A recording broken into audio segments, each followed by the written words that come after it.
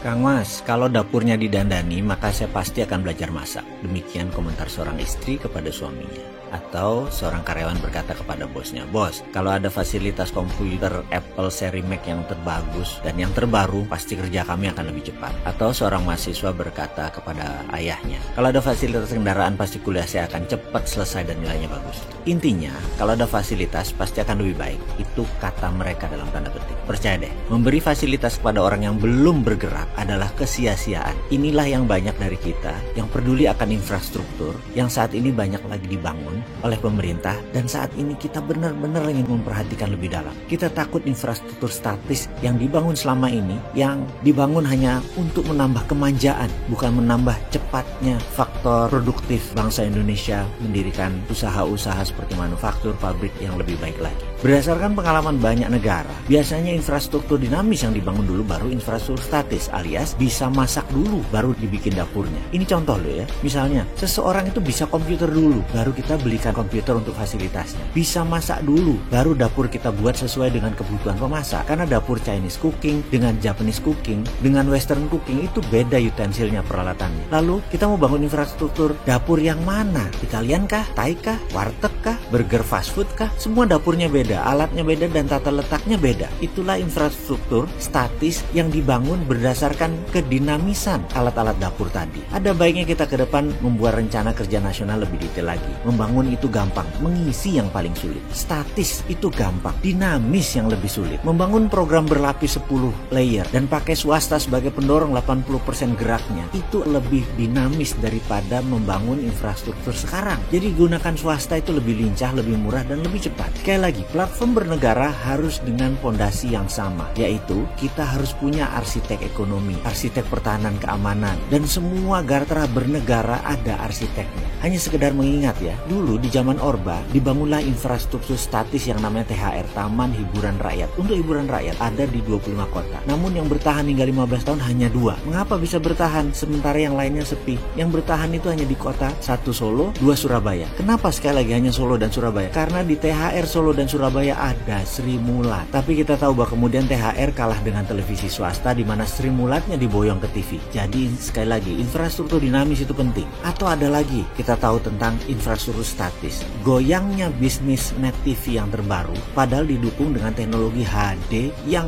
sangat canggih. Sekali lagi, namun karena infrastruktur dinamisnya tidak tumbuh dengan baik, software acaranya tidak diterima pasar, terutama pengiklan, ya goyang juga net TV. Jadi ke depan bagaimana? Jadi ke depan Indonesia di dalam membangun infrastruktur statis, pastikan ada Sri Mulat yang sudah manggung. Jangan bikin Sri Mulat setelah ada infrastruktur statis. Pasti nggak lucu, pasti dipaksa lucu soalnya. Semoga paham maksud yang tersirat dalam video kali ini.